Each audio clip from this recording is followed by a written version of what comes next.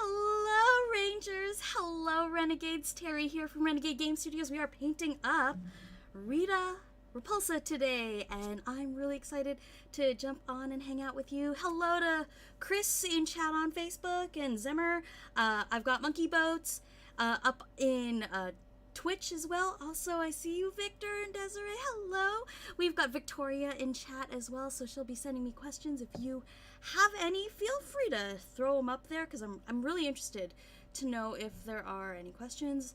I asked a few folks as well. We're going to be doing some requesty sort of stuff today. Someone asked about doing moon bases, so we're going to try something out with one of my favorite basing products today, and it comes in big tubs and it's not crazy expensive, and you can make it any color, so that's really exciting. I'm really excited to share with you those really fun techniques for basing this miniature.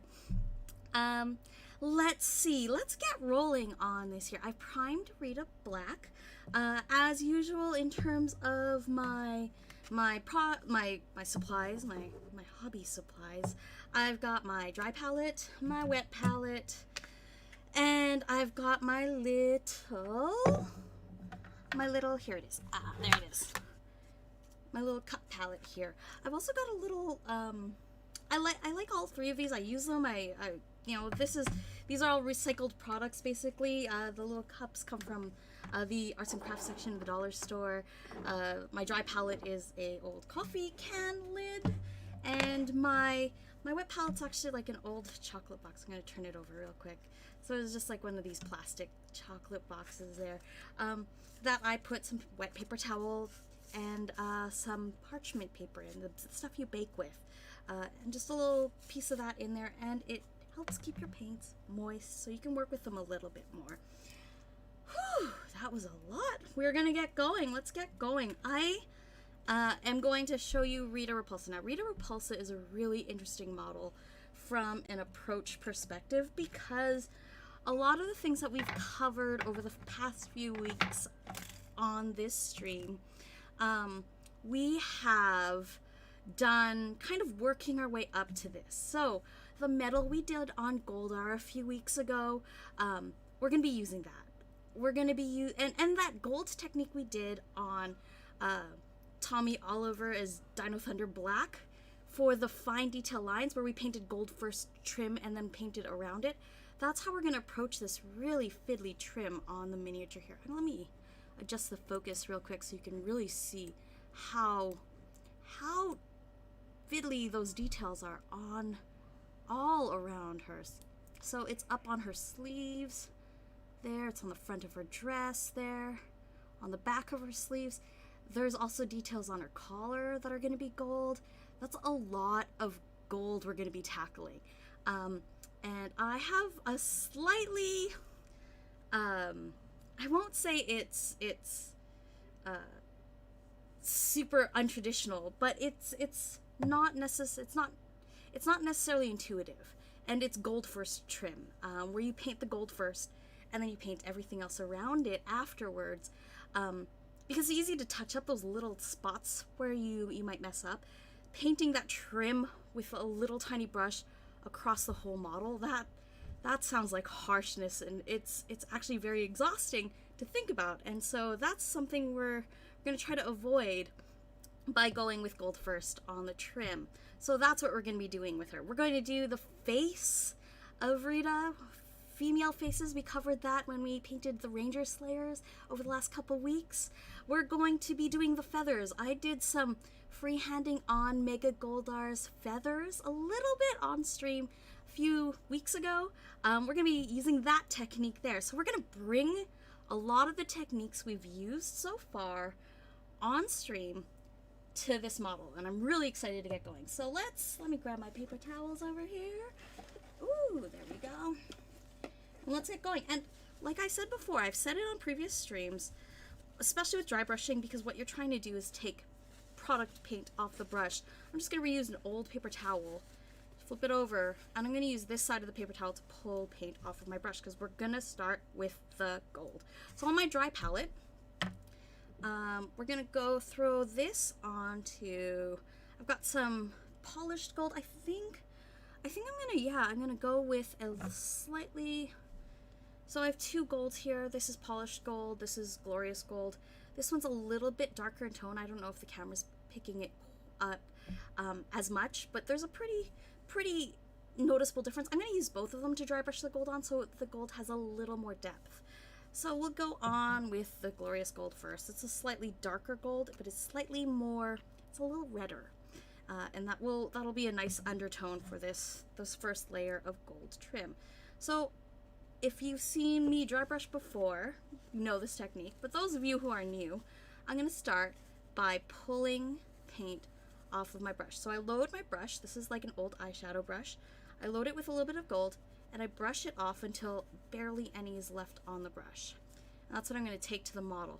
And I'm gonna bring my bristles across the model and it's gonna deposit gold on the highest points. And with a soft, big brush like this, it won't take long. It doesn't take very long to build up that gold. A couple layers, it'll take a couple layers, that's fine.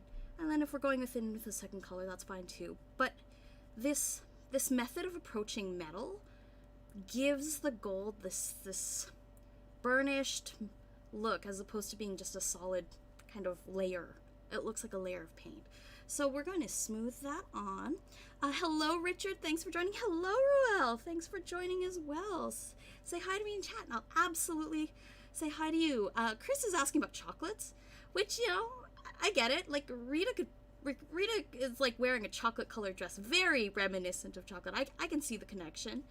So you can let folks know in chat what kind of chocolate fan are you. I'm a Ferrero Rocher kind of girl. I'm not sponsored by them or anything, even though I talk about that chocolate a lot, because A, I love hazelnuts, and B, that painting palette is that chocolate palette. It comes in these really solid plastic containers, and I reuse everything, I'm not gonna lie.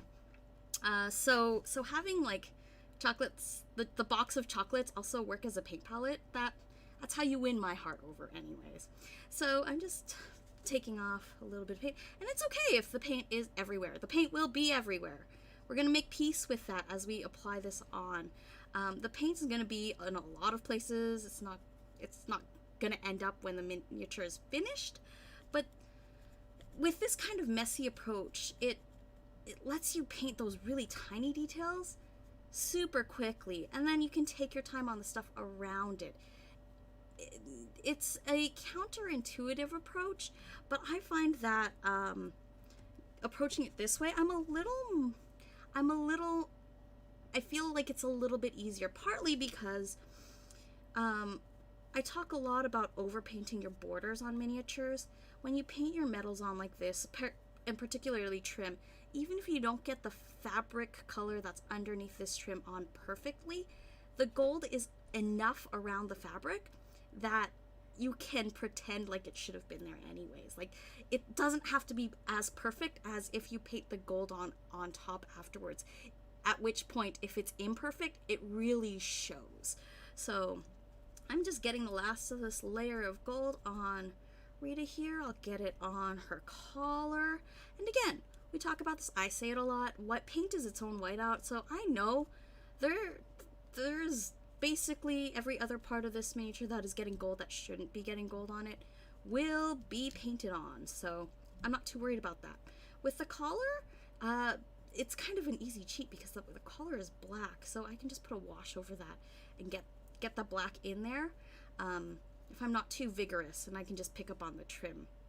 Let's see, her staff top here is going to be gold as well. And the embellishments, I'm going to put gold on those embellishments because that's nice and easy, and then I can always paint it over afterwards with a different color if it suits me. Let me know in the comments, what have you been painting up? If you're a part of the Renegade Painters group, y'all can see the little logo on Facebook. I've seen, we had a hangout over Saturday. A community member, Tony, was hosting. It was really, like, it's such a great place to, like, connect with other painters and kind of talk about what you're painting, share what you're doing, look for new techniques. It's a really supportive community as a whole. So I'm really thrilled that, that folks are in there. If you want to join, you can find the link on the Just if you search Renegade Painters on Facebook, that's where we're at. We've got links on our Power Rangers Heroes Grid Facebook group as well.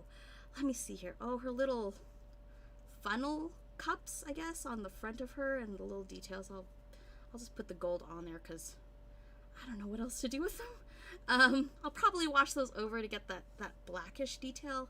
That's kind of the base of those trim bits, but honestly, this is how I approach a lot of gold trim. If there's a lot of miniatures out there that I've painted with gold trim, and this has been the easiest way for me to tackle those. So there's the first layer of gold on Rita.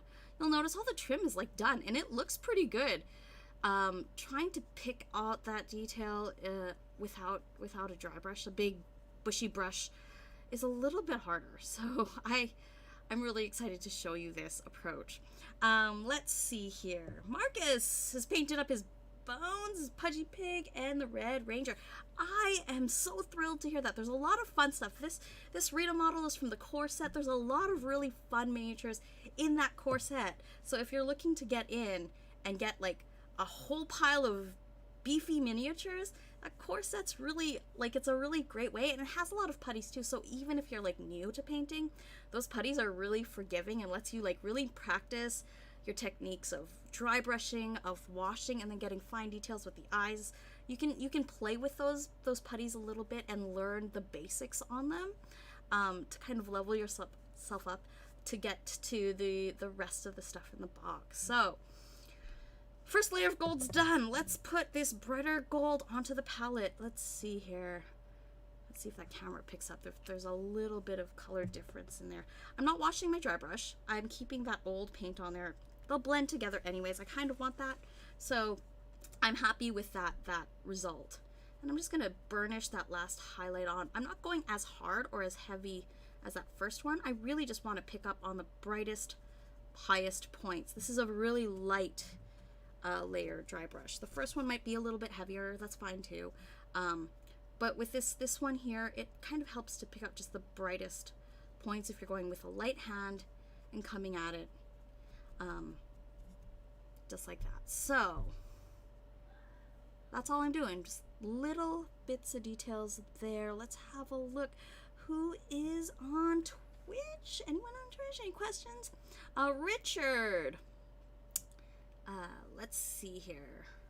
Hello to you. Looks the same here. Oh, okay.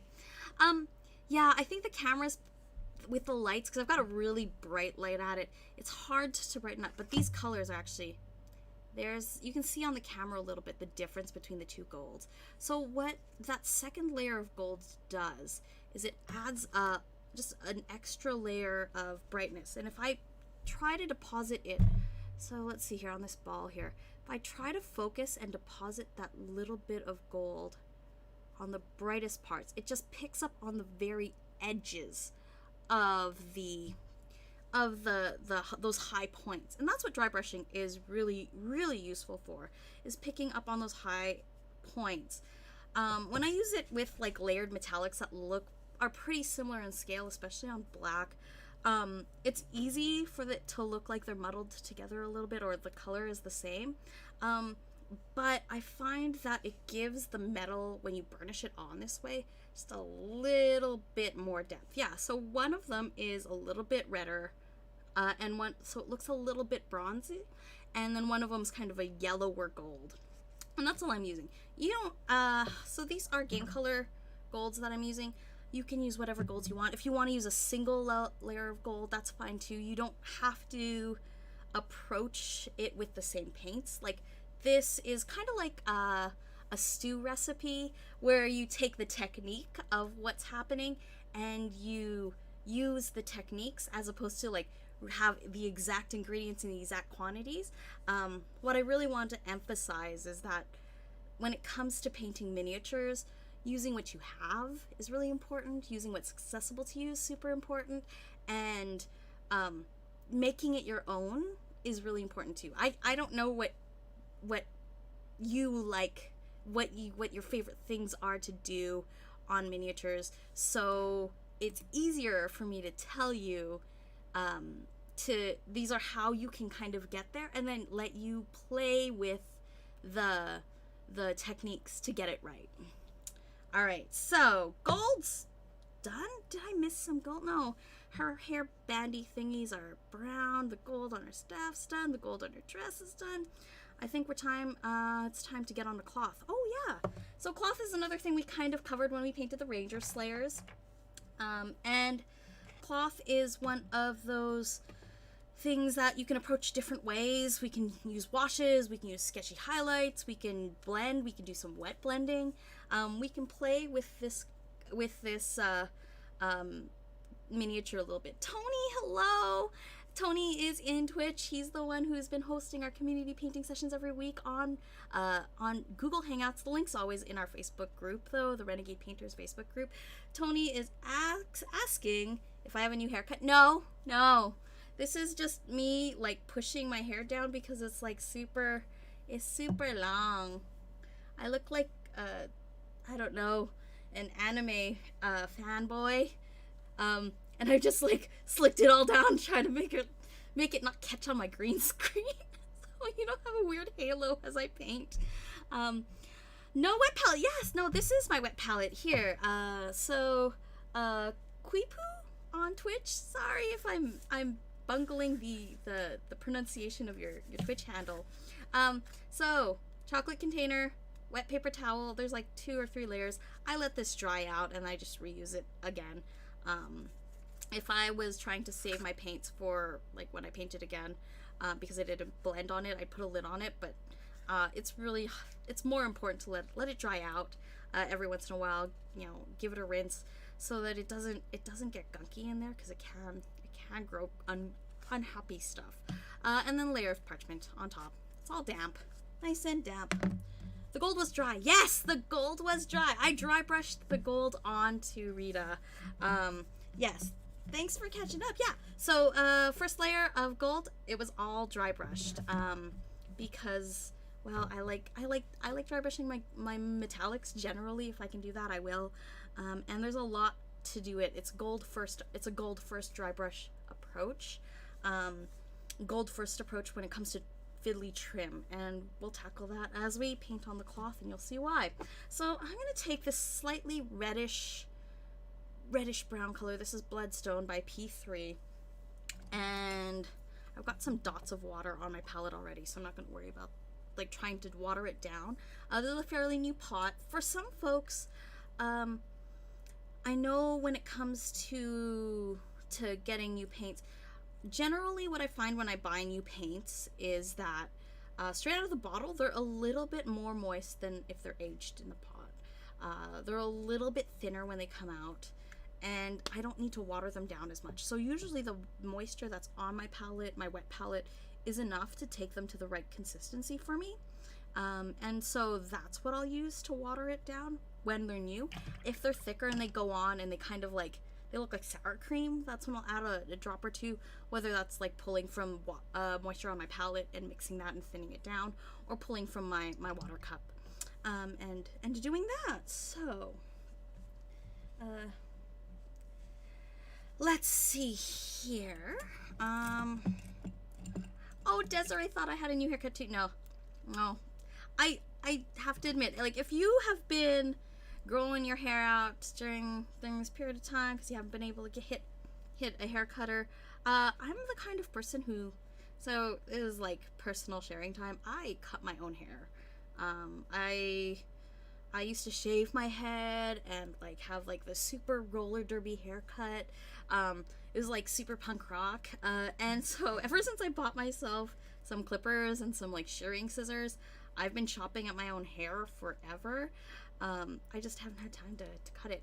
So I've got a little bit of this brown on the palette, and I'm looking at it a little bit, and I think I want to add a little bit of mauve on the palette, and I can use that as a shadow as well. So this is like this is Sanguine Base. It's like this dark purpley maroon tone, and Rita has this slightly reddish tone, it seems like, in a lot of her cloth. Sometimes it reads more brown, sometimes it reads a little bit on that mauve tone.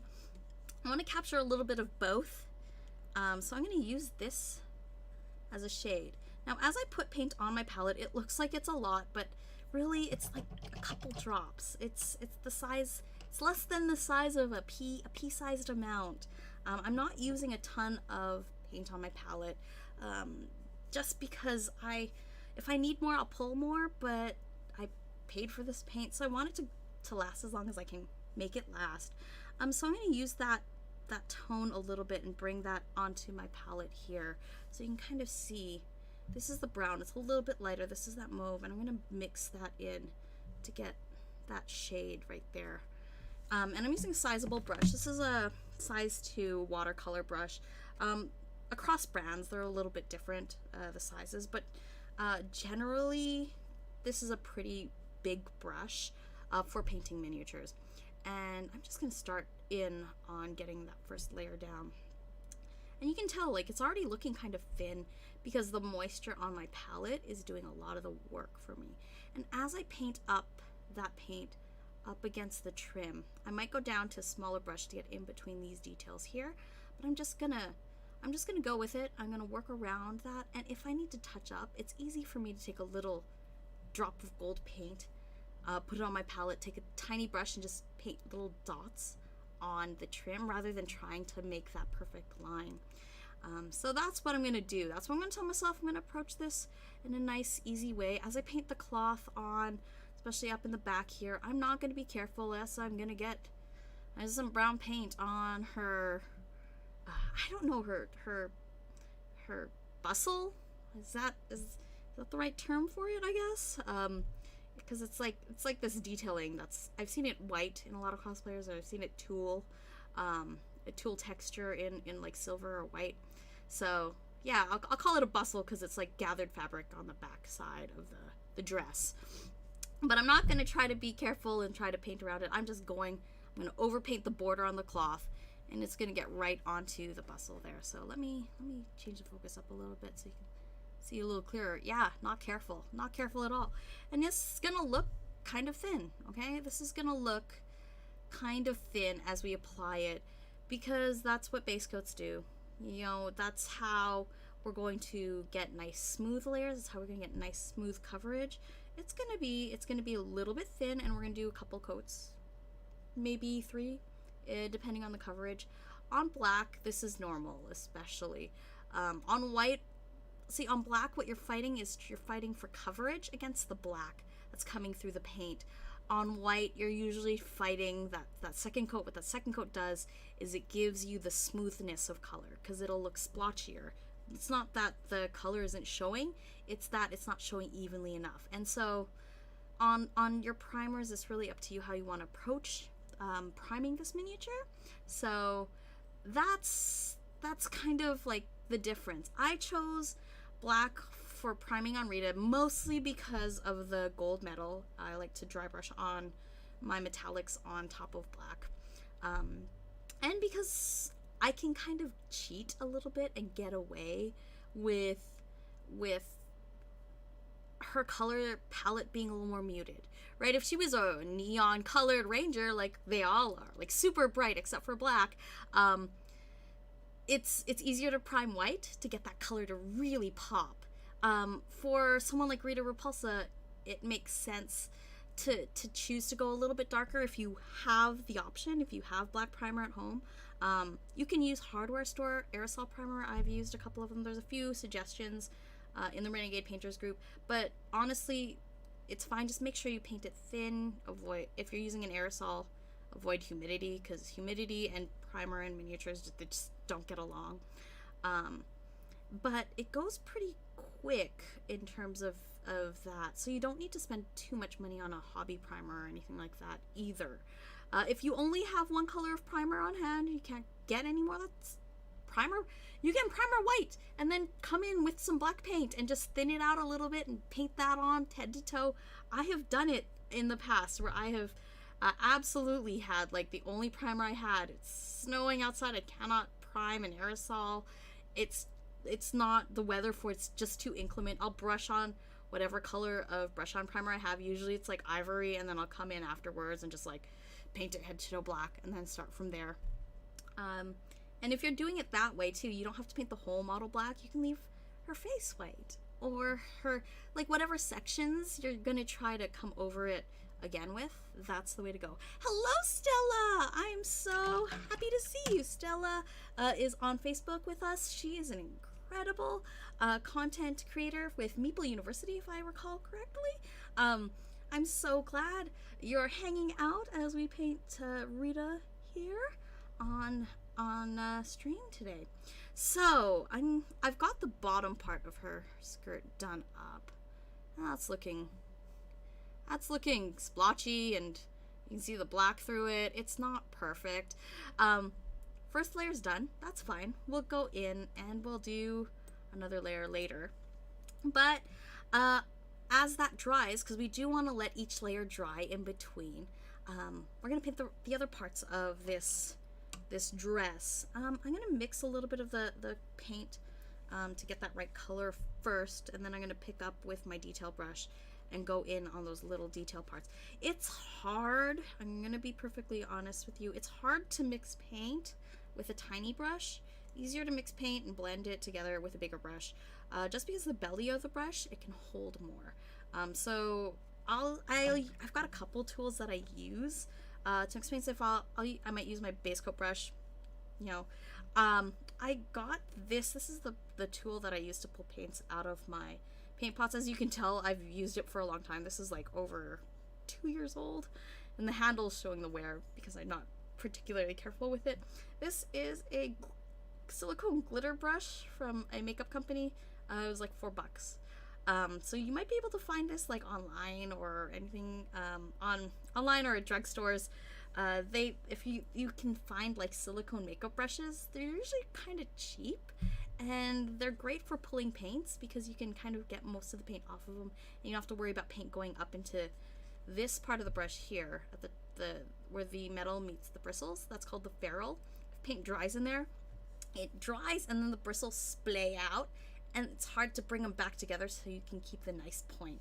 And so generally when I'm pulling paint, when I'm putting paint on my palette, I try to use a silicone brush or a bigger long base coat brush that has a long tip at the top when I'm mixing, to avoid getting paint in this ferrule, because you can look the difference between my detail brush. The length of the bristle alone is pretty substantial, so the likelihood I'll get paint in this tiny detail brush is pretty high. Alright. Oh, I just started applying the stuff I've been teaching to customize some figures. Ooh, oh, thank you, Tony. I'm so glad to hear that it's been useful. Oh, Stella, don't be embarrassed. You make great board game content. I'm so happy you're hanging out with us. Tony, I'm so happy you're hanging out and learning something. I always worry. So here's the thing. I always worry if you're picking stuff up. I love seeing people do stuff, even if you're not learning anything, and you're just hanging out because you want to see someone else approach a miniature in a different way. That's really cool. I'm glad to hear that. But I have been painting miniatures in my own basement for like a few years, but I wouldn't call myself like I'm not a competition painter. I'm not a display painter. I'm not a professional painter. I am someone who is a very enthusiastic hobbyist, and I paint my miniatures to quality that is, I'd call tabletop. I paint them to a point where I'm happy to see them done on a table. I'm happy to let children handle them and not stress about that. And so that's kind of the goalpost I set for myself. But I always am glad to hear that someone is learning something new, because honestly, there are the history of learning techniques for painting before the internet. It was like the oral history. You had to learn from someone else who lived it, and you had to go through this process where it was told from one person to another person to another person. And honestly, it's not a very efficient way to learn different techniques. It's not a very efficient way to develop your skills if you're like you don't know anyone else who paints. So I'm glad to see we're, as a hobbyist community, we're able to grow beyond that now, right? Like there was a time where we used Future Floor Wax to make washes. I know guys who are super old school painters who still use Future Floor Wax to paint their minis, and like they make their own custom washes still to this day using like pen inks and this crazy alchemical concoction. Now I'm a brush licker, so I can't be putting that stuff on a brush because I have a bad habit. But there are a lot of other really interesting techniques that have come around. I've seen the hobbyist community and the fine arts community kind of have these moments where they come together, and techniques from one will kind of blend into another, and we'll see something move forward or elevate what the community is doing. So I'm just poking in a little bit of paint into the in-betweens here. Now if you look really closely, you can see there's a little bit of brown that has bled over on some of the gold, but not too much. I can touch that up. I can add a little dot of gold here and there just to fix that up. But this is going a lot faster than if I were to paint all the cloth on, which I would have done anyways, which I am doing right now, as a matter of fact, and then have to pick out the gold. So this is why we're using that gold first approach. And honestly, I'm letting the sculpt kind of handle and shape the bristles as it pulls in. So when I push my brush here and then I pull my bristles, the edges of that detail will actually pull the bristles to where they should be. So I'm not trying to control this brush necessarily perfectly. I'm letting the model do some of the work for me. It's going to do a little bit of the lifting for me. Now, if you're new to painting, I say this every stream because I think it's really important. This is something that will take time. Control over your brush will take time. To develop the neurons and the muscles that are required to have the fine motor control in your hands and in your wrists. It's like you're building new muscles and you're building new neurons to nerves to fire properly and have the control you need. It takes time to build that. So if you're finding that, say, after an hour or so your hands are shaking, you're super tense, and you're having a hard time controlling your brush, take a break. Honestly, take a break. It's like working out at the gym 45 minutes and you're sore afterwards because the muscles that you don't necessarily normally use all the time, you're suddenly using now. So you need a rest day, or you need like a rest hour. Take some time, take care of your muscles, stretch, check your posture while you're painting. Super important stuff. And Devil's Arms, what primer did I use? I have a primer used for airbrushing, but sometimes I don't want to set up the airbrush. Yes, so Devil's Arms. I used to have an airbrush. I did, because I was painting a lot of miniatures at once, and it was an easier way to base coat stuff. As I moved into games that had more characters, like this one, where it feels like every new villain and new ranger, they're an individual character, I couldn't be bothered to clean my airbrush well enough and take care of it and maintain it. I just used an aerosol. This one was a Citadel black primer, Chaos Black, I think is the color of it. It's just basic primer. But I also use, there's a hardware store brand. I've seen people use this pretty effectively, like Krylon primers. I'll post a picture of some of the hardware store primers and finishers that I use in the Renegade Painters group. because I do have a matte spray as well that I've used both as a primer and as a sealer for my miniatures. If you have a matte spray, it can work dual purpose like that. So, I'll use those as well if I'm looking, if I'm like finding myself short on primer. So like there's a few things you can use for primer. If you've got airbrush primer that's in a bottle, like it's intended to be pushed through an airbrush, you can also use that as brush on primer too. It's a little thin, so go apply it with a lighter hand than you normally would think to, and do it in multiple coats because it's meant to be put on really thin and dry really fast. Otherwise it can build up in cracks and crevices really easily if you're applying it too heavy with a brush.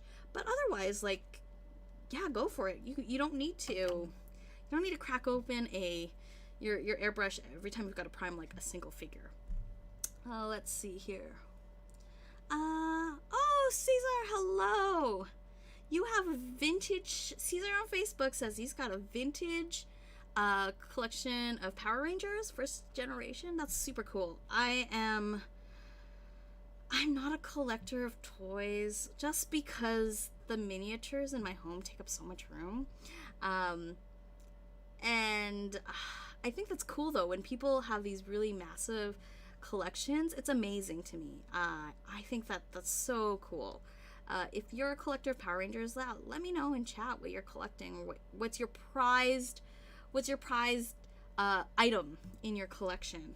Because I think a lot of people have a collection of something. It might be board games. It might be miniatures. It might be toys. I think having something where you can take pride in it and you can enjoy it, that's always a good thing to have. And collecting as a hobby is a really interesting way to engage. It's a great way to find community as well. So I think that's really cool. So I'm just painting around the detailing on her sternum there, just going around a little bit.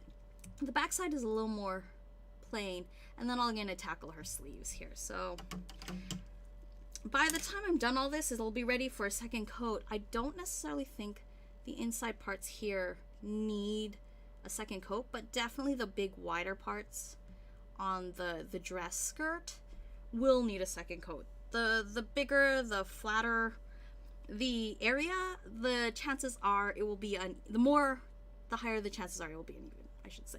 So, my most prized possession of Power Rangers is the 1993 Megazord, says Devil Arms on Twitch. That's really cool. That's super cool. Okay, so I'm gonna throw on more of this paint here. Again, I'm still using the paint I pulled from my palette. It's not very much when it's spread out. It looks like it's a lot on a palette, but it's not very much. Less than a pea-size amount of each color, and of the mauve, I think I used half the amount of brown. I just want to mix a decent amount on my palette so I can just keep dipping into it as I go. So that's what I'm doing here, and I'm gonna wiggle my brush. Now the nice thing about wet palettes is you can also use the palette itself to, let's put it up here. If you push your paint in there and then you twist your brush and pull it away, it'll create a point for you, so it's easier to control the paints. You can use the palette like that with your paints as you pull paint and you load your brush, and it's a nice way to just, make sure that you have control over the tip, right? A really tiny brush whose bristles are all frayed and out and crazy will not be as useful as a really thick brush with a nice tip. So when you're looking at brushes, you want to look for that. That's a quality that you want. When it comes to dry brushes, get the cheapest brush that you like the result of, right? Because you'll go through them a lot. It's really hard technique on the brush. It just wrecks the brush generally. But when it comes to like your detailed brushes, they will last you a long time if you take care of them.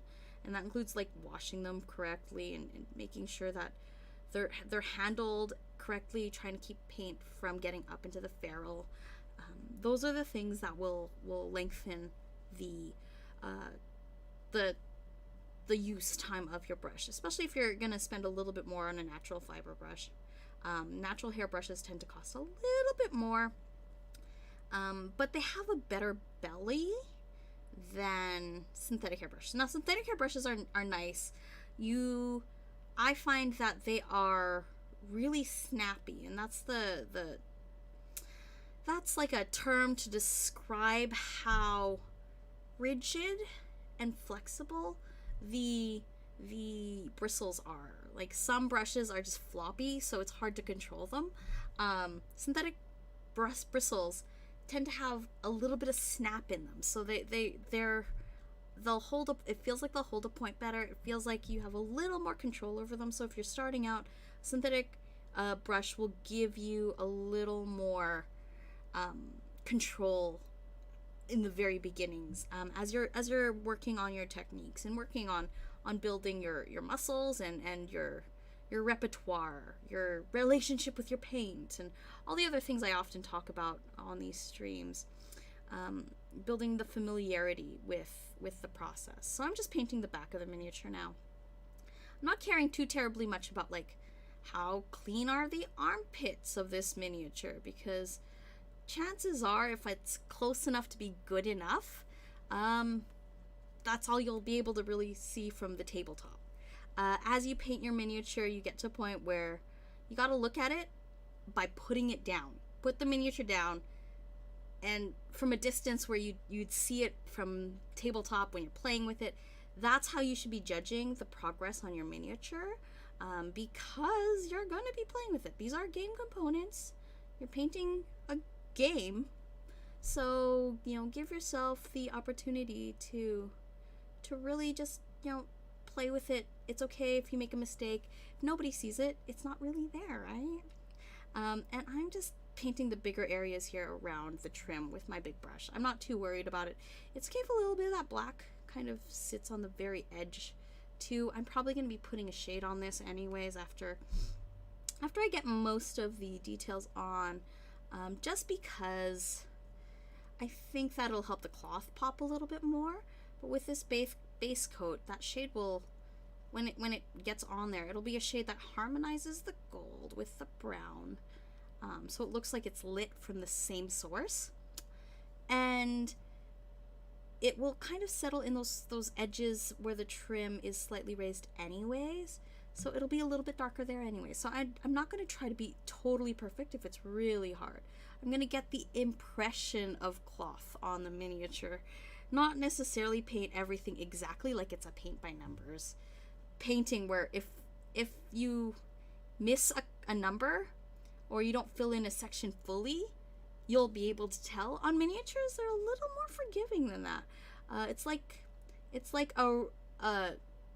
an easier coloring book in some senses. So, hello, Tim Divine. How are you? Joined on Facebook. Who else is in there? Sage of Dragons on Twitch. Oh, Rust-Oleum. Yes, that's the primer brand I've used from the hardware store. Rust-Oleum 2x matte, I think, or 2x. I don't know how they say it when it's verbalized. Is the stuff I use as a sealant. I've used the white and black primer as primers. I think it's the one with the picture of like a lawn chair or something on the front. I've used the 2x matte sealant. It's actually a really great primer and sealer. It's not perfect matte sealant. There's a product out there when it comes to sealing miniatures that's often touted, and that's called Tester's Gel Coat or spray. I think they call it spray lacquer. Oops. And it is a product that it creates this matte finish that is, it's very matte, but it isn't. I wouldn't say that, like, it's just, it comes in this tiny can, and as you're spraying it, you can feel the can get lighter and lighter, and it smells like cancer, and I wouldn't necessarily reach for it for Power Rangers miniatures. I think I've used it on miniatures where I have sprayed a high gloss coat. Typically those glossy sealants are a little more protective on like metal miniatures. so it helps prevent chipping. And then I'll use the testers on top of that to really like bring down that super high gloss finish to a nice matte.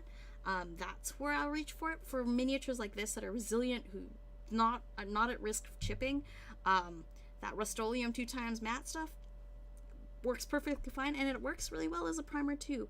I think I described this a couple streams ago, where I said matte sealants work really well as primers because what they do is they coat the surface, and then they have these tiny micro fissures in the surface of the matte coat, which is what kind of captures the light and keeps it from making things look shiny.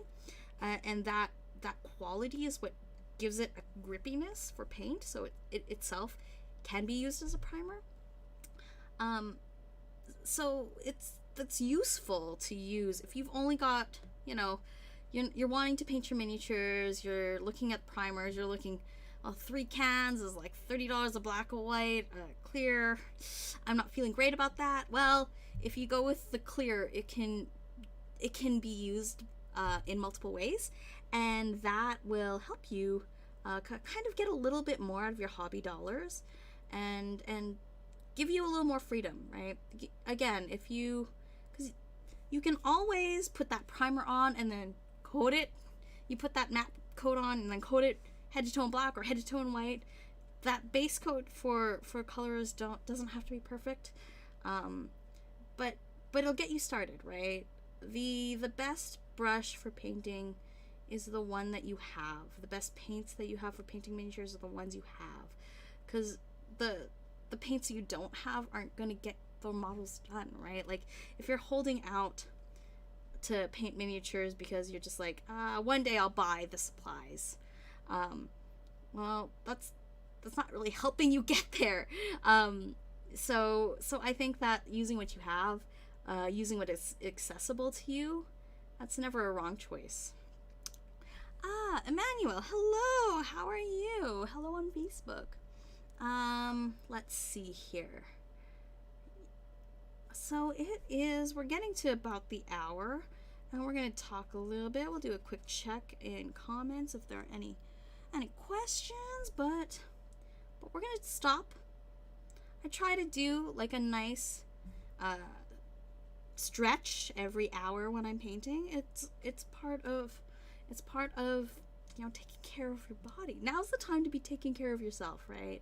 If you're able to practice self-care, it's really important, because you only have this body. You're only able to do the things you can do if you take care of it. So that's what I'm going to do. So I'm just going to finish this little bit of cloth with the big brush as much as I can here. I'll get that. Oops. Oh, yeah. You'll notice that I often touch my miniatures with my fingers. That's because I messed up and the paint is still wet. I can just wipe it off. My fingers are like, if paint is its own whiteout, my fingers are like a little eraser. If you thin your paints down, you should be able to do that. It doesn't deposit and it hasn't dried. So if you notice like your brush slips or anything, you can take a finger, you can take a little wet sponge, just give it a wipe real quick while it's still wet, and thinning your paints down with a little bit of water will give it that property. So you'll be able to do that. All right, so I got most of that brown on. I'll get it on the sleeves. We'll do some highlights on the cloth. We'll get the face and head done. We'll do some feathers. It doesn't seem like a lot, right? All right, so stretch your necks out, stretch your shoulders out. Sometimes when we're painting, we get all really tense up in our shoulders and our necks. It's bad for us. So we're going to stretch that out, do a couple rolls, do a couple shoulder rolls, stretch out our wrists, stretch out our hands. We'll stretch them out like this. And I'm just going to push and work my wrists out a little bit. Ooh, there's some cracking. I don't know if the mic's picking it up. It's kind of not good. So we just want to make sure we take care of ourselves. So if you're painting along right now, now's a good time to take a stretch. I try to make it so that I stretch every 45 minutes to an hour. That's kind of my sweet spot. Sometimes you might feel the need to like do it every half hour, do it every 20 minutes. That's fine too. Like, it takes a minute to feel good, straighten out your posture, check good. Now's the time to do posture check. I've heard of painters who will sit with their heels up on their chairs, with their knees up against the table, and they'll press their hands on their knees, and they'll hunch over and over their miniature and paint over their knees, pressed up against, with their shins pressed up against their table, with their heels on the edge of their chair. That's not good for you. That is not good posture. That's gonna hurt your body, and you're gonna feel it in the morning. And I'm too old for that. So I hope you take care of yourself while you're painting. All right, let's get back to her. Rita is. I'm feeling pretty happy about how it's all coming together right now. So Rita, we've got her browns mostly on, base coat at least.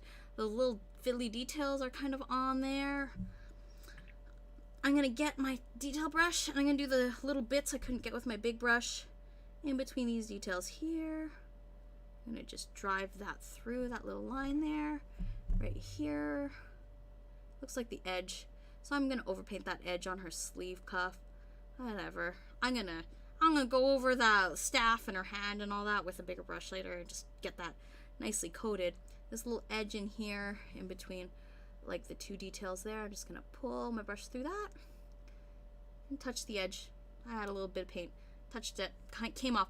With these red raised details, it's really, really nice because you can touch and pull that paint right off the miniature while it's wet, without pulling the recessed area, without pulling that paint off. So it's really effective and easy to get those mistakes off the miniature. Let's see here. I'm gonna do these little filigree details up in here, just gentle. I'm gonna press up and touch the gold off. Make sure I'm not getting too much in there, and then I'll do the same here. Oops. Ooh, that was messy. Woo! And it's off. Rub it off with your fingers. It's fine. But that's also usually why my fingers and my hands are a little bit of a mess at the end of a painting session. It's because I was correcting my technique and my paint job. And so that's normal. The only thing you should watch out for is if you're painting like a lot of white, the transfer from your hands onto your miniature can be problematic. So let's see here. I'll just push the paint in. That'll dry it down. The filigree's looking pretty good on the front there. Oh, thank you, Desiree. Desiree says she's amazed by my painting skills. I don't know. That's really sweet of her to say. I feel like I just have a lot of good cheat codes. Over time, I've built up this library of left, right, A, B, B, A. Here's how you can do this without crying. Because I think I have spent far too long making things harder on myself as a hobbyist, where I would say to myself, dry brushing doesn't look good. So only new people will use this technique. And I had to evolve past that as a hobbyist. I had to get to a point where I was like, every technique has a place. Every technique has a purpose.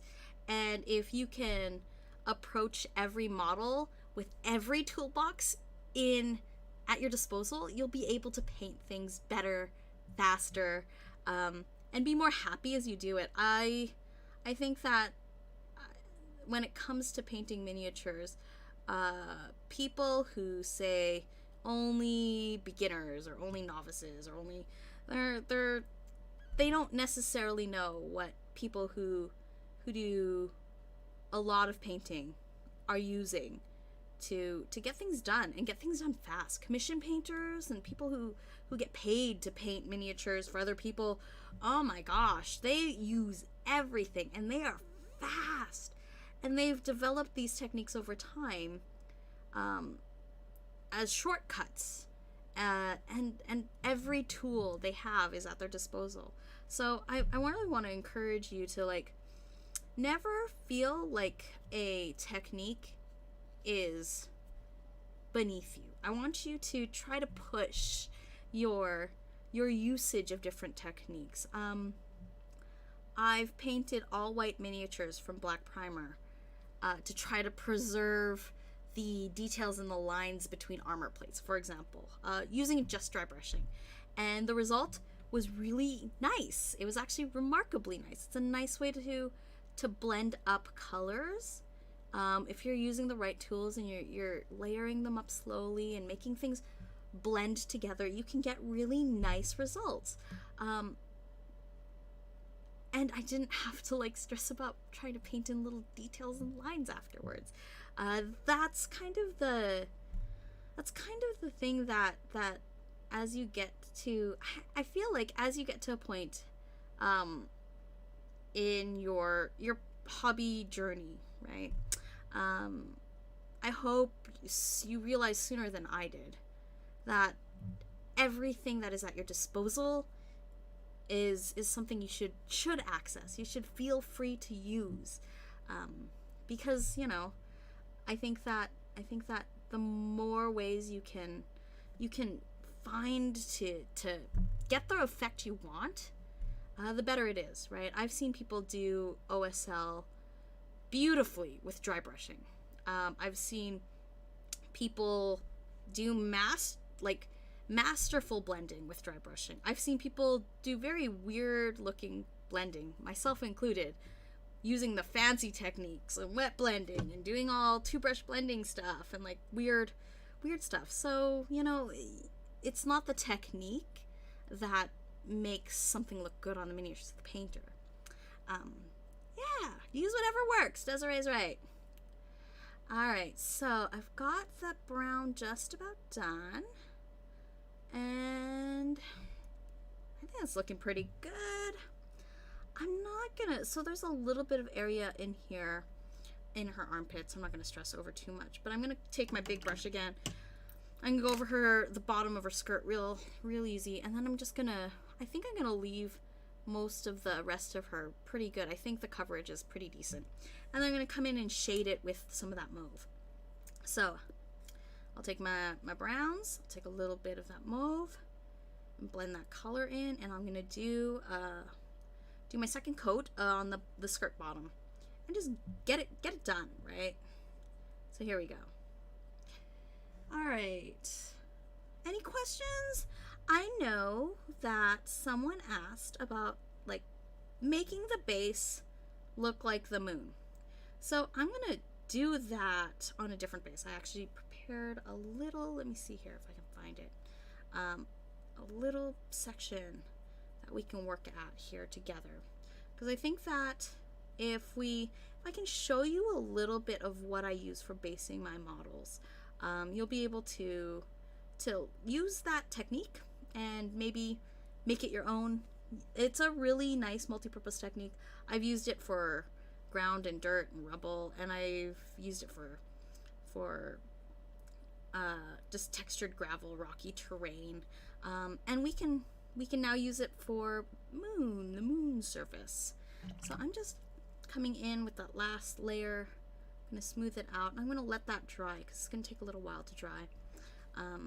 And while it's drying, that's when I'm going to come in and we're going to cover that base. All right, so that is done. Let's have a quick peek and chat there. How are we doing? Everyone's looking good. All right, so where did I put that base? If I can't find my base, I'm going to do it on my dry palette just to show you guys what this will look like. But I just have a lot of paints on my palette because Rita's got a lot of stuff going on her, right? I wanted to keep my options open, but I realize now like I could probably have done away with like 80% of the paints on my table. And I think it's just because I was looking at the color of her dress and I was thinking, I don't know how I'm gonna tackle this. All right, so where did that base go? I'll do it on the dry palette. I'll show you. So I have this, where are you? There you are. Oh no, I found it. Here. There we go. I have a little, this is just an MDF circle. I pick these up at the hobby stores a lot, like like convention stuff. Usually people will like cut MDF circles, so you can get them really cheap all sorts of places. I use them for a lot of things. I use them for testing bases. I'll use them to rebase models. This one is just slightly bigger than the Rita model, so we have a little bit of room to work with. And if I like the way it looks, maybe I'll just pop the model off of this existing plastic base, and I can always glue her onto here too. Now I have a little container here in Teri's repertoire of recycled goods. This is an old kitty applesauce cup that my daughter uses, or got when she picks applesauce. And she really eats a lot of these fruit cup things, so I make her save them for me for hobbying. And then I have, this is golden coarse pumice gel. Now, when it comes to basing materials, there are hobby companies that'll sell you like small jars of the stuff, like stuff, you know, size of something like this, or a little bit bigger, you know, something a little bit bigger. And it will have like a texture mixed into a paint already mixed. This stuff is actually, it comes gray. I've got some extra brown in there because I was messy and I was scooping out with a dirty brush.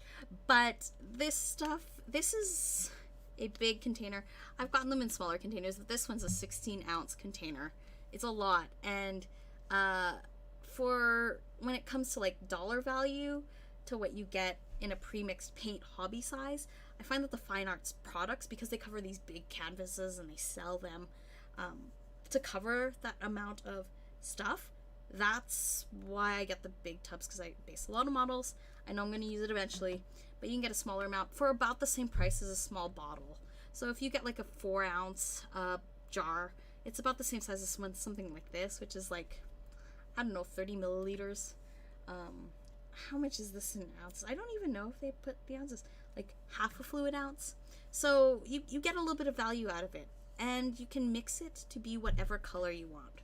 So I'm going to adjust my focus here a little bit so you can look right at what's happening. So I'm going to add my, I'm going to take a little bit here. A little goes a long way with this stuff. So this is like, I'll use about that much. Maybe I'll do a little more. And I'm going to mix some paint in here. Now this, because it's an artist product, it's actually a medium for paint. It holds paint, it binds to paint really well, and so you can mix paint into it. And this is of course pumice gel. It's called pumice gel because those pumice stones, it's ground up pumice stones, which makes the texture. It gives it this dry, sandy texture. And so that's what creates the texture that we're looking for say like moon base ground. So I'm going to add a little bit of paint into that. So here we go. I'm going to pull that out. Let me give this a little bit of a clean. I don't want any texture to mix into my paint. So when I use my paint pulling tool, I'm just going to try to get all that pumice off of it. So what it is, it's this rocky pumice rock that's ground up, mixed with an artist medium, which binds. It's like an acrylic medium. It binds to paint.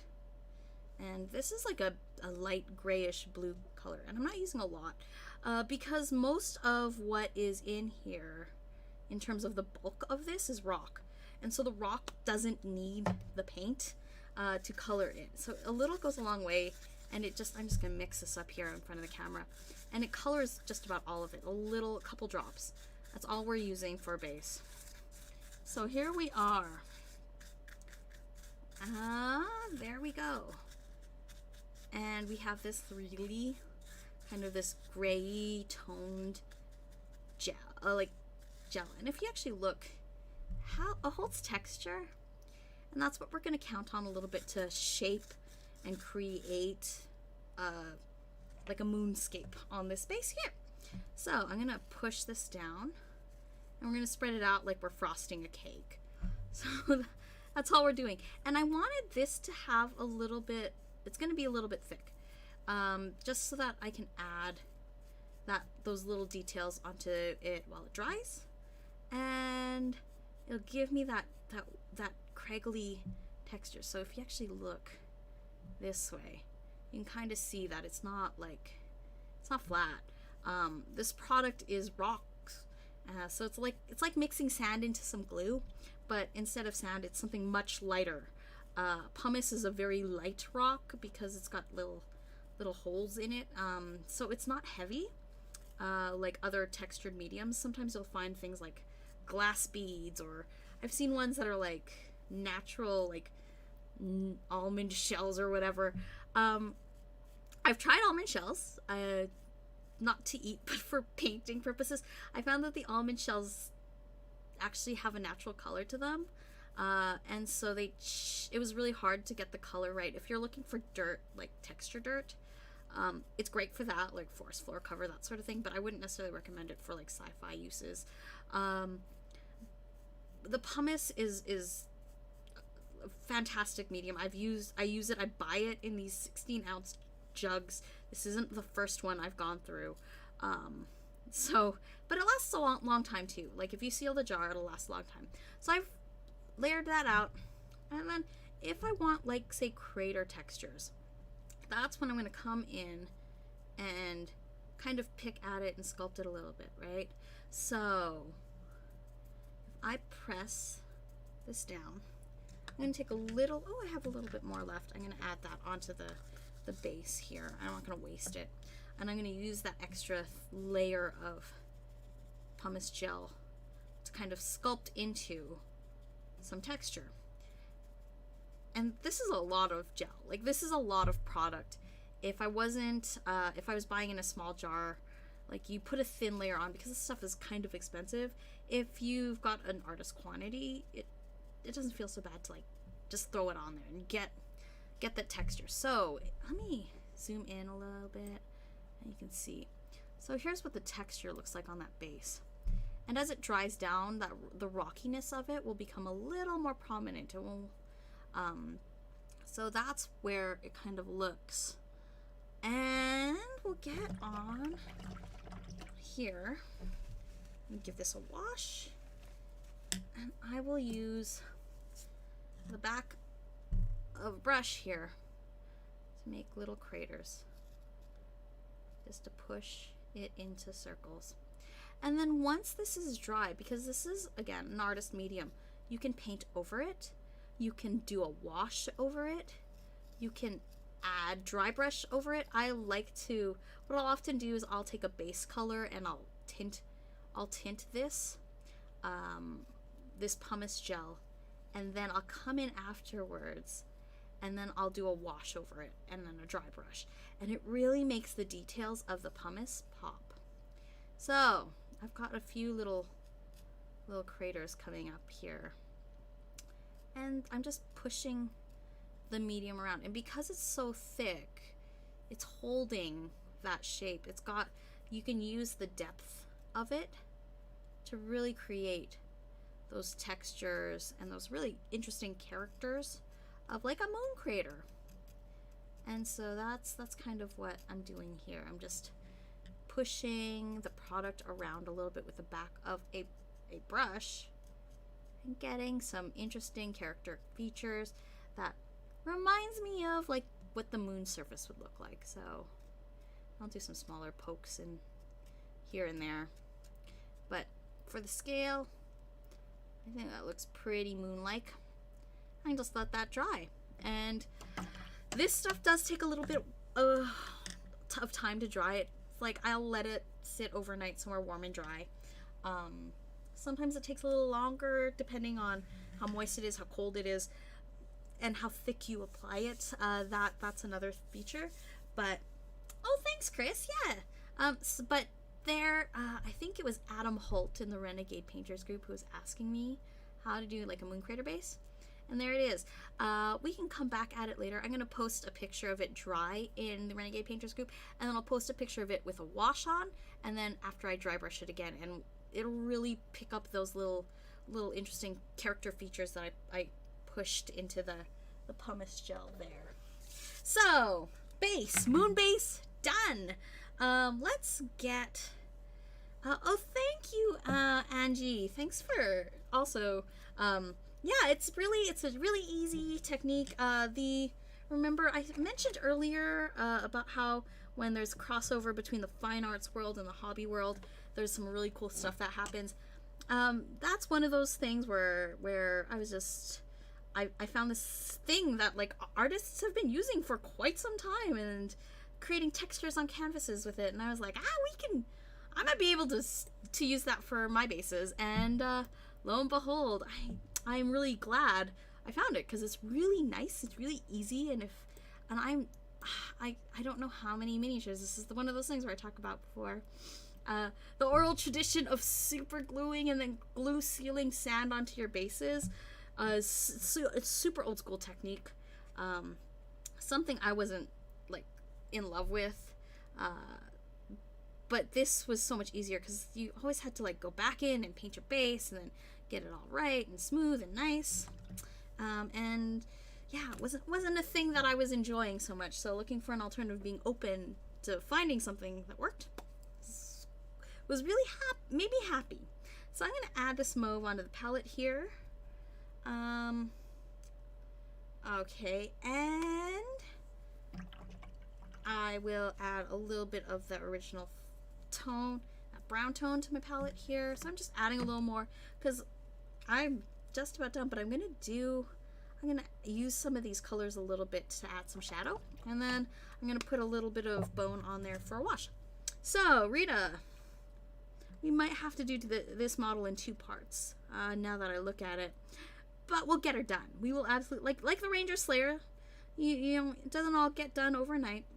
It'll also give me a chance to show you what the moon base looks like, as well as it dries, the moon textured base, for next week, so you can actually see what that looks like. So I'm going to actually take more of this purple tone and darken it up here, and I'm going to paint into the shadows with it a little bit. Now, because I use this tone in the base coat itself, it doesn't look as unnatural as a purple as you'd think it would. So it's this nice like shadow tone. It's a little bit darker, and it'll add a little bit of depth. And then when I paint in the highlights on there, again, I'm going to go with some sketchy highlights, and then I'm going to do some washes over it to kind of blend it all together. That will give me that soft tone, I think, that I'm looking for, to get the cloth looking really flowy and nice. So, and if you want to paint your cloth with like a single color and not worry too much about shadows and shade, you can throw a wash on there and just catch the shadows and get the color right and focus on that and move on to something else. I'll play with the cloth a little bit, just a little bit, because I think that it's really fun. And working around the shade, I'm playing around with the color a little bit. That purple mauve tone is really pretty. I want to kind of work that in and make it a little more prominent. So I've got the shade areas down. You can see them a little bit. They're still a little bit wet. I'm going to let that dry. But you can kind of get a sense of what that'll dry and look like. All right, there we go.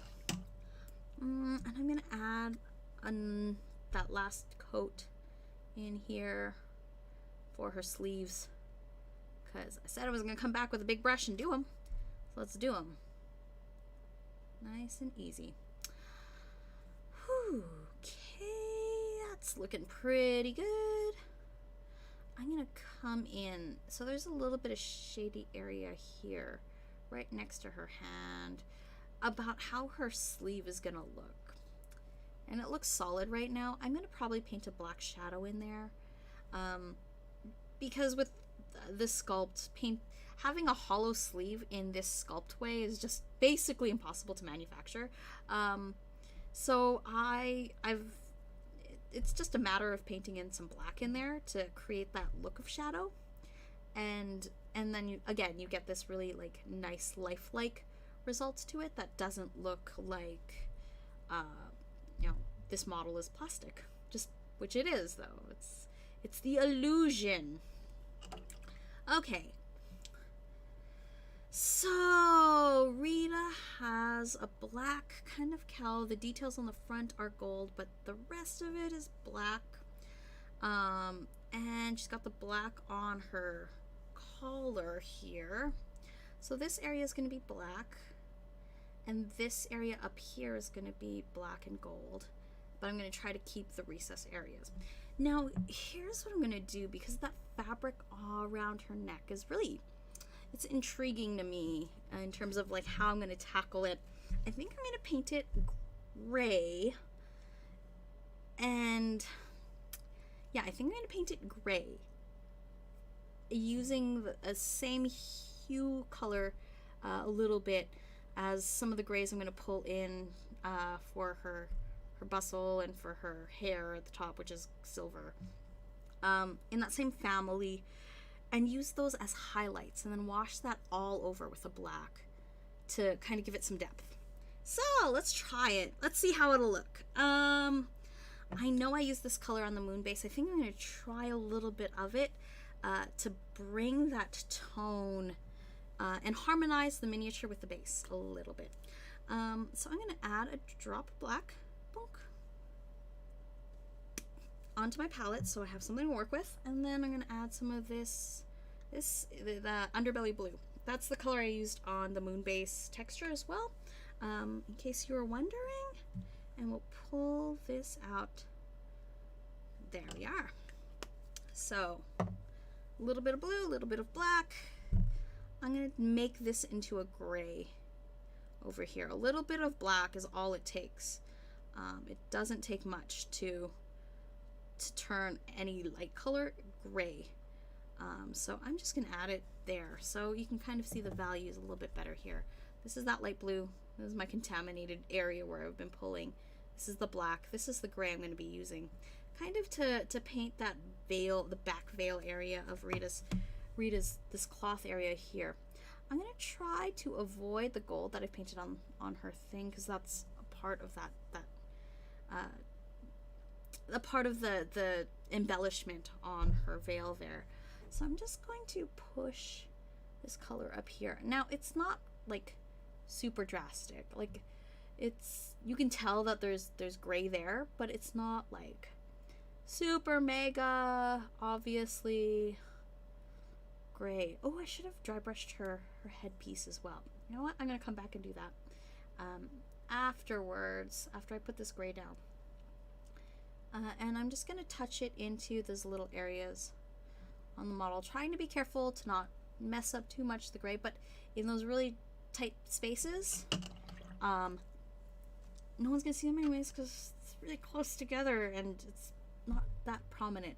So I'm gonna take a tiny brush and just put a little, just the hint of color on, right? It doesn't have to be perfect. It doesn't have to be perfect. It just has to look like the color is meant to be there. Especially to the eye. Your mind, you know, I often say that this is about the illusion of light and darkness, and that's what we're painting onto the miniature, but your mind will fill in the blanks. It's a trick. It's a trick. And we're tricking the mind here. So I'm gonna do that, and then I'm gonna come in and I'll take my old dry brush, and we'll take a little bit of gold on my dry palette here, and we'll throw on just a couple drops of this, just a couple drops of this,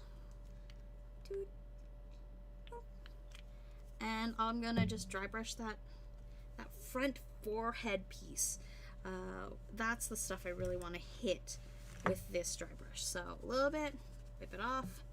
Let's hit this area here, and yeah, I'm gonna get her face. Yes, I know this is gonna hit her face, so that's fine. We're gonna paint her face and we're gonna paint her hair. It'll be okay. I'm not too concerned about that, but I really do want to make sure I hit those embellishments on her headpiece there, and on the front area here. I might not have hit them as hard as I should have initially because I was trying to avoid her face, but we can always correct and go back. That's fine. Boom. Okay. Gold on. Messy gold. That's fine. Now we are ready to, I'll do a little bit of the brighter gold too. I'll just take a little bit of that, bring that onto my dry brush, and just hit that touch those little details up, make them pop just a little bit more. There you go. Yes, Rita has a cold face. It's okay. We're gonna fix that. But so her veil is dry now, and there's a little bit of spottiness. It's not perfect, but that's okay. I've missed it with my brush on more recessed areas anyways. That's where that black wash I'm gonna make right now is just gonna settle right in. So I'm not worried about it. Dish soap. I'm gonna put a drop of that on my palette. Bonk. Very, very little. I don't think you can actually see it on camera, but there's that much on there. I'm gonna take my brush, my big base coat brush, put a couple drops of water on my palette, take a little bit of this black, and I'm gonna mix it out so you can kind of see just how much. This is a very little bit, and if I pull this onto my palette now, you can kind of see how transparent that is. It's actually very thin. Thinned out with water, and I'm gonna take a little bit of, give this brush a rinse, take a touch of that soap, just there, that much, poke. And then I don't know if you can see that on the brush, but I'm gonna mix that into my palette, and you're gonna see immediately, see how this water is beaded together. That surface tension is just gonna break. It's all gonna melt together. And that's what we're going to use to make this black wash. There, we've made a wash with dish soap and the paints we already have. Perfect. Now I'm just going to paint this onto the veil right here. And I'm going to let that go onto the collar as well. Like her collar up here. And it'll let it darken up those areas in the gold collar that were supposed to be black. And I'll do that up here too. I think her bra is a little bit browner, but I'll probably put a strong tone over that anyways.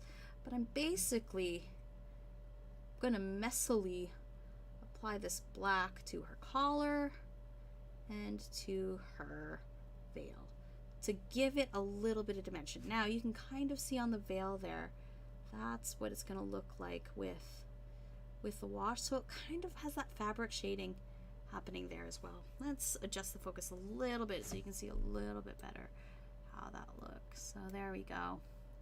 And you can kind of see a little bit there. You can see it right there. That wash is falling into the cracks of the crevices of the collar, and the gold is kind of peering through. And that's all we're gonna do to get that done. Nice, simple and straightforward. And when that's dry, it'll look pretty good. So that is the black on the collar, the fabric, the dress. There we are.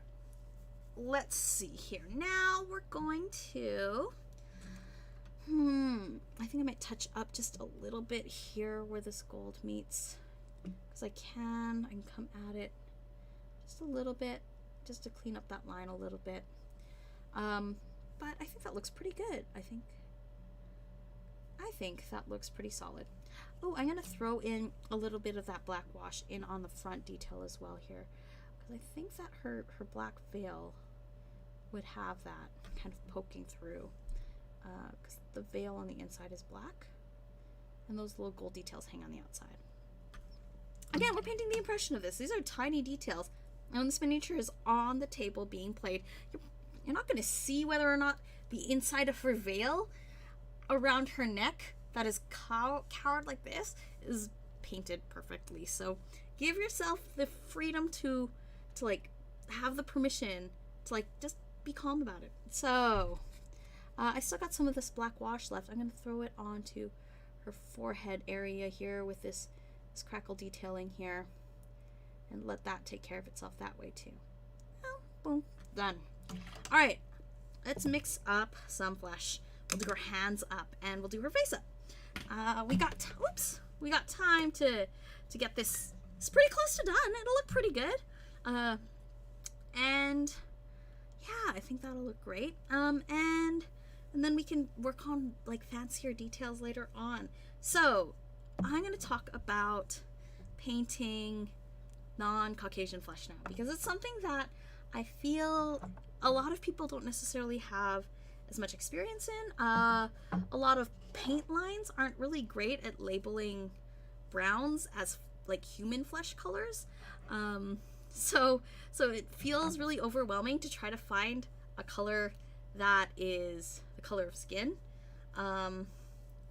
And so I am a big fan of using warm, neutral, pinkish, yellowish brown. So finding that tone, this is my holy grail tone. This is called Adrian Flesh by P3. This is the color I do a lot of non-Caucasian skin with. I've made videos on YouTube about this paint, specifically this paint as a base, and then using other colors to bring it up lighter or bring it darker in the forms of different washes and inks. And it's really a nice neutral flesh tone, and it's not that different from mine. I'm a little pale because it's like been not sunny winter months where I live, but this is the color of my foundation. So that's kind of why I recommend this paint color as a base. So I'll throw a little bit on my palette, and this is the color here. That's it. It's Adrian Flesh. And I'm going to use that as a base. Now I always, when I work with flesh tones, I like to have a natural highlight in there. If I know that this is going to be like the highlight color, because I'm going to go darker and then work up to this tone as a highlight, that's one way to do it if you're going really dark. If you're going kind of in that same region, I'll take a little bit of ivory. This is a Menoth White base, but there are like, I don't know, there are a lot of ivory tones out there that'll work. Ivory's a nice color to highlight flesh with, especially because it's got a little bit of yellow in there, so it looks like the sun. So it's got a natural highlight look. And the little bit of yellow kind of helps make things look a little natural. So I'm gonna take a little bit of this paint, bring it up on our hands. Try to be careful around the cloth that's already painted, but if I mess up, that's fine. I can always come back again. That area is not that hard to paint. And I'll just put the coat on our hands. And then we'll come in and highlight it afterwards and then wash it down. That's all we'll do for hands. Same with the face. This is a nice kind of Rita Repulsa foundation color for skin. It's like a tan, it's like medium tan. If I was gonna say like the generic colors that makeup companies try to sell foundation in, it's like medium dark, tan kind of tone. So it's obviously a lot less pink, which is kind of one of the things you're looking for. If you're looking for a brown, you can't get this particular shade of brown. Look for a brown that has a pinkish tone to it, but isn't like you can always add like into a neutrally brown tone, like something like this is bloodstone brown, slightly yellow. You can always add a little bit of like pinkish flesh tone to it to bring it into that color, skin color range, and then work from there. A lot of people also will like paint a mauve tone as an undertone for skin, because like underneath it all, like there's the shadows of flesh and color. It's like a little bit pink and a little bit blue, so that mauve undertone on skin works as a shadow. I'm not someone who likes to work with shadows. I like to work, because I paint a lot of the characters I paint when I can choose. I tend to paint them to look like me, so it's a little bit darker. So I tend to paint highlights as opposed to shadows. If you're painting a lot of flesh tones that are really light, that's when you really want to work on learning how to paint shadows, because that's how you'll get definition in the shape, the faces. So, and we did a little bit of that when we painted the Ranger Slayer. We painted some bronzer shadow contouring up in her cheeks and stuff. So, you know, you can always do that, and that'll carry you a long way as well. So I'm just hitting this Adrian Flesh straight, no highlights, no changes to the color, just on her face, just like that. Pretty straightforward. She's got the veil, it comes down around her head too, so it's black, so I'm not going to try to get her anything too deep in. I'm just going to focus on getting it straight on, like that. face, hands. If I need a second coat, that's fine too. So, let's get,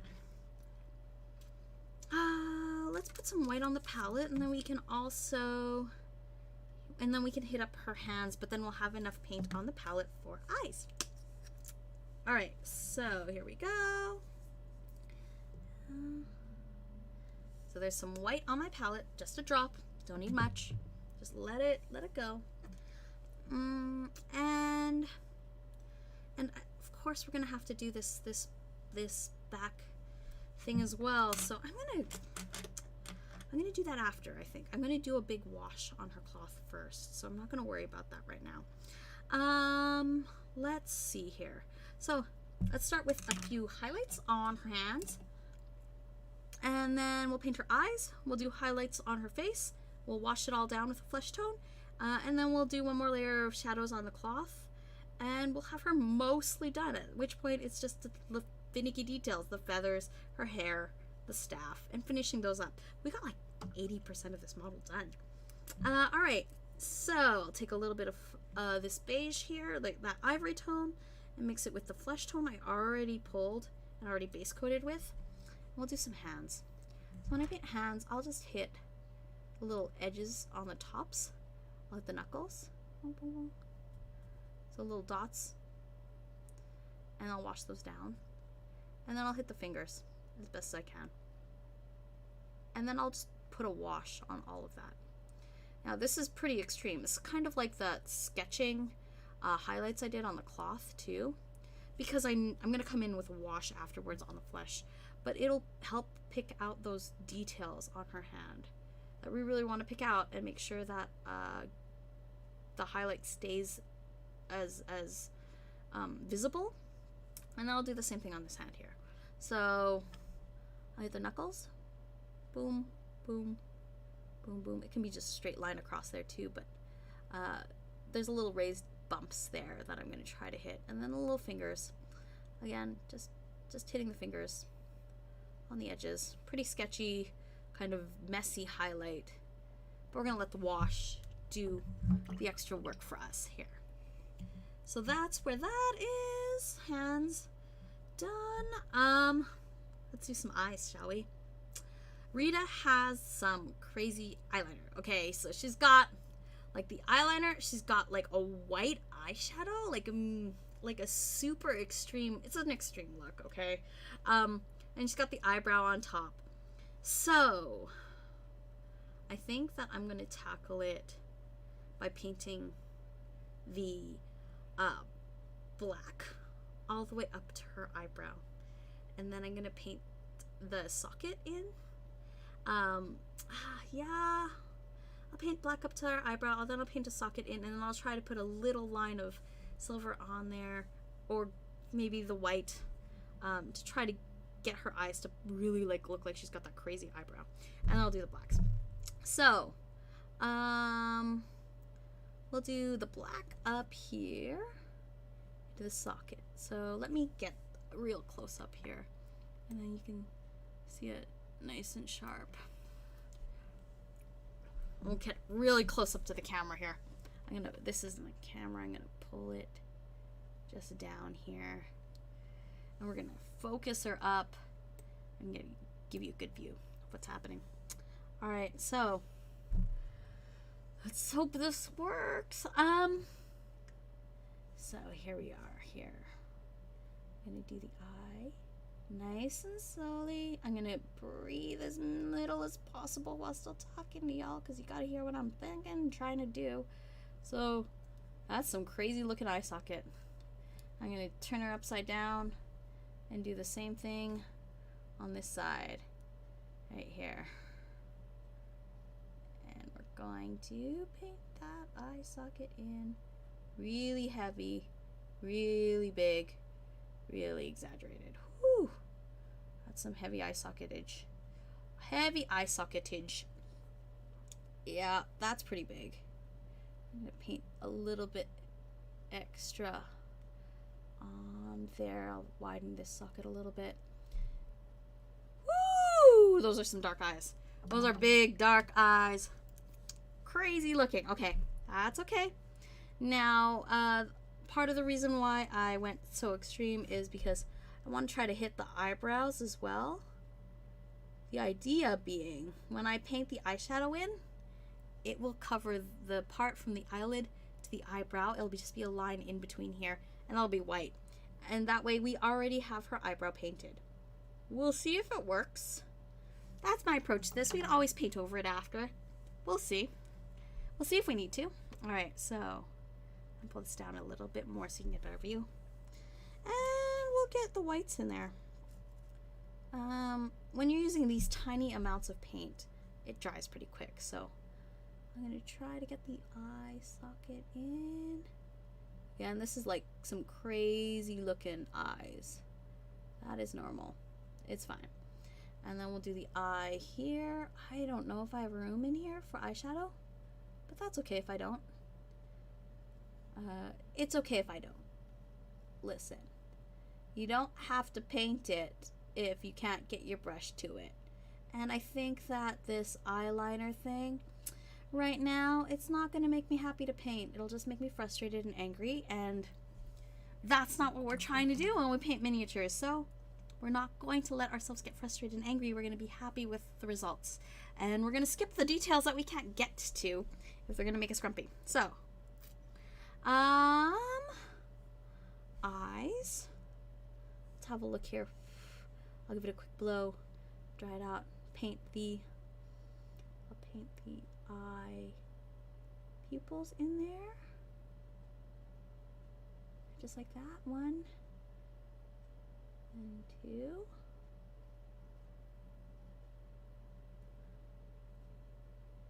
Ooh, there's some crazy looking eyes. Whoa, that's some crazy looking eyes. But we're gonna narrow them down. They'll look a little more natural. Woo, that's crazy. Now we're gonna take that flesh tone and the highlight color we made with our hands, for our hands. We're gonna kind of come in underneath the eye and clean it up upwards and narrow the eye so it's not all crazy looking. And we're gonna narrow it up on the bridge side this way so it's not all the way out to her temple. And we're just gonna narrow it, and we're gonna thin it up vertically and thin it up horizontally. Oops, a little too much. It's okay. Take a wet brush and I'll just sweep that flesh tone off of where I wanted it to be and open up that eye a little bit. There we go.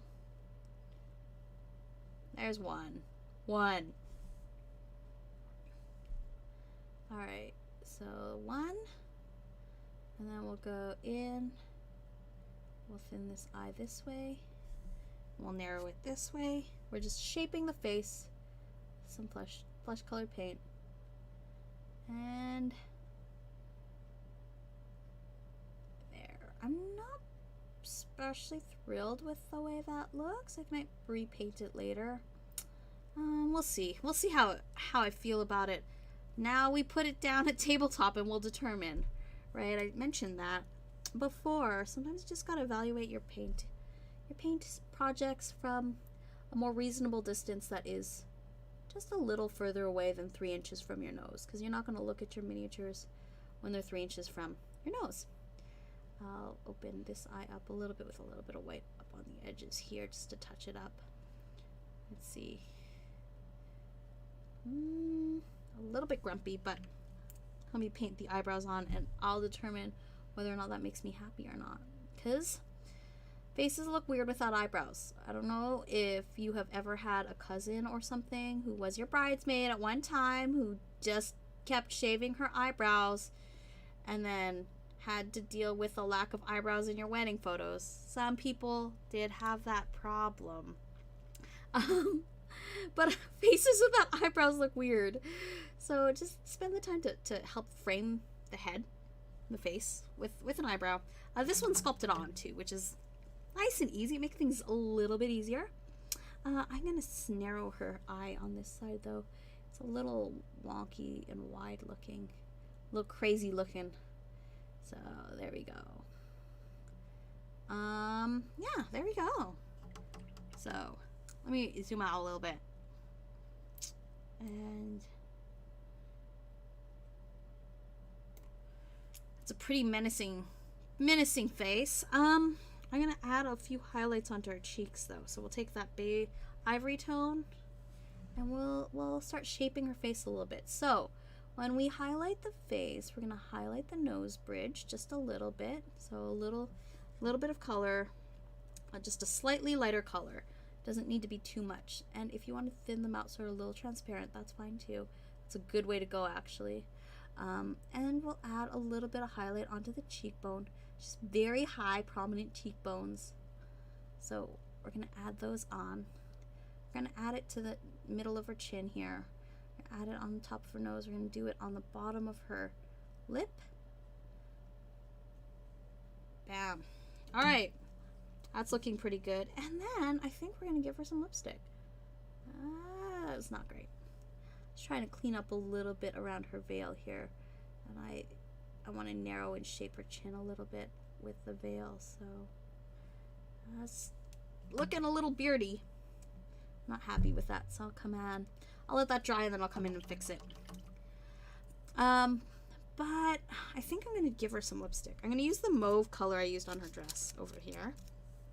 So that mauve color, and I'm just going to use that on her lips, just a touch, just to give her a little bit of color on her face. And it doesn't need to be perfect.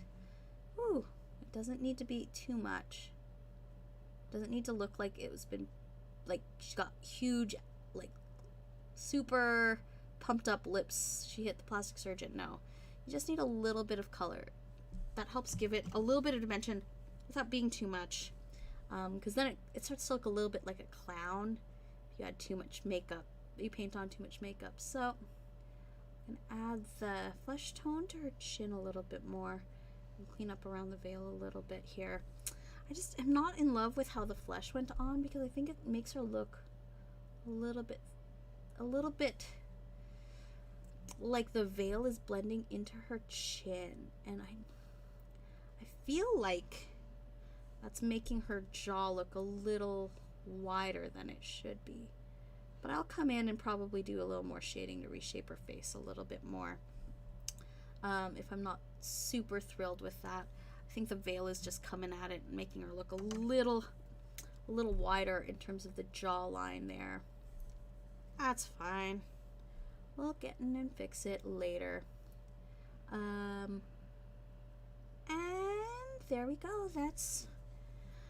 We'll call her lips done. I'll come in and highlight the face a little bit more. I think I want to hit her nose just a little bit, hit her cheek a little bit, hit her cheek here a little bit more. Just highlight that, and I'm gonna highlight her jawline here. Kind of reshape her chin a little bit. Highlight that and bring that forward. There.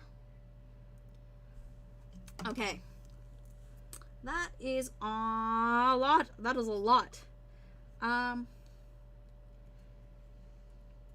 Let's see. What else do I have here? You know what? I think that will finish off this session for part 1 of Rita Repulsa. We'll finish her off by doing the shadows in her cloak. We'll do a nice wash all over the gold to kind of finish the gold, because that stuff's going to take a long time to dry. And, well, when you're at the end of a session, you're like, okay, what am I going to finish on? A wash is always a good idea because of the fact that it takes a long time to dry. So let's get my little cups here, and we'll get a little bit of, this is strong tone. Now I'm going to do this all over the miniature. Basically, I might avoid her hands and her face, but anything that's gold, anything that's brown, which is everything we've painted today, I'm going to put this strong tone on. Now is a good time to do it because it will help give shadow to the cloth. It'll help give dimension to the filigree areas of this gold detail, and it'll marry those colors together. And because I'm painting this a very different color, it won't look good with this whitish area is not going to look good with like a brown wash on it. So we're not going to do that right away. The blues do not look great with a brown strong tone wash on it, so we're avoiding that. But we're going to hit everything else up with this wash and kind of bring dimension to this miniature. So here we go. We're just applying it right on, and we're going to try to avoid pooling it too much. We're going to let it kind of a little bit pool, but if there's a big flat divot in there, like this area here in her skirt, we're going to let it'll naturally pool a little bit, but we don't want it to be too heavy in there, because then it'll do weird things. Water has this weird behavior, and this wash, if the area is too flat and too wide, it'll look more splotchy than it will like a shadow. We don't want that. So just let that kind of get applied in there. It'll sink in. I'm going to add this all the way up into her collar. Again, we're going to let this really do the work for us. This model is going to do the work for us. The sleeves, the colored back. I'm not too worried if it hits an area that's black, because that color is, I'm going to paint over that with a different color later. The sleeves here, the cloth here. We'll work quickly. We'll do the sleeves up here. A little bit of the hand on the inside. I'm not too stressed about that though. The pointy bra cups. And you'll see that as you apply this wash on, everything starts to marry together. The color of everything looks like it's lit by the same kind of light. It's in the same space. It exists together. It harmonizes the miniature. I really like washing in this manner. So with the gold and the browns, knowing that they're kind of in that same tonal family, I knew when I started I wanted to do a wash over them together to harmonize them. What it does then is when you actually put different colors on there that don't have the same wash, those details stick out even more. So the things that are harmonized together will look really nice and like together, like as if it's the same dress. But when you put the blue next to it, the blue pops out even more and looks all the more prominent. So those other color details, the red will look a little bit different. I'm going to add this leftover bit to this gold area here. I'm going to paint other details on top of this gold, but adding this little detail like this, the shade in now, will let it sink into the little details on the staff there. You can see there's these little details it'll just sink right into, and that will look really nice. Now I'm going to clean up with my brush a little bit. I'm going to pull excess wash off of there so it's not puddly, because that's something you do have to watch out for. And that's step one. Most of Rita Repulsa done. Hello, who is on there? The Brothers Murph. Hello, how are you? Oh my gosh. Holy smokes, thanks for saying the mini looks great. So we covered a lot of ground today on this miniature. We started with a completely black miniature. We dry brushed all the gold on. We did gold first to trim all the filigree details. All of that was done with a brush this big. And so we did all the gold on the miniature, dry brushed. We did the cloth, and we picked out the details with the cloth, but we didn't worry or fuss too much about it being totally perfect because we had a couple techniques to help us, like this wash we just applied. We did a little bit of the face on Rita. We started out there. We got a little bit on. We got eyes on. We got eyebrows on. We got a little bit of lipstick on. We might come back and clean up her face a little bit later. We did the collar with a little bit of black wash. We did the veil, so it pops a little bit, but still looks black, but not flat, which is what we're aiming for. We did the gold on the staff. We did a lot of stuff, and we did some highlights on the cloth as well. So we've made a lot of progress on this miniature today. I think that we're gonna let this wash dry as we should for every wash that we do, just like every layer of every miniature. I hope that if you're watching this now, and we did a moon base. I'm gonna let this dry. I'm really excited to show you what this looks like dry, but I'm gonna do this. I'm gonna post the picture of this once it's dry in the Renegade Painters Facebook group, so you can see how it progresses. So I'll take a picture now. I'll take a picture when it's dry, and then I'll take a picture with a wash on it, and I'll take a picture after the wash is dry with a dry brush on it, and you can see how it progresses to make like a moonscape base for Rita to go on afterwards. So that's where we're at. We covered a lot of ground today. I think we did a whole lot of stuff. We remembered some really accessible techniques, and yeah, I hope you stay painting. Let me know, show me what you finished up in the Renegade Painters group. I'm so glad you're able to hang out with me today. Thank you so much for stopping by. And until next time, remember Renegades, remember Rangers, play your game. Bye!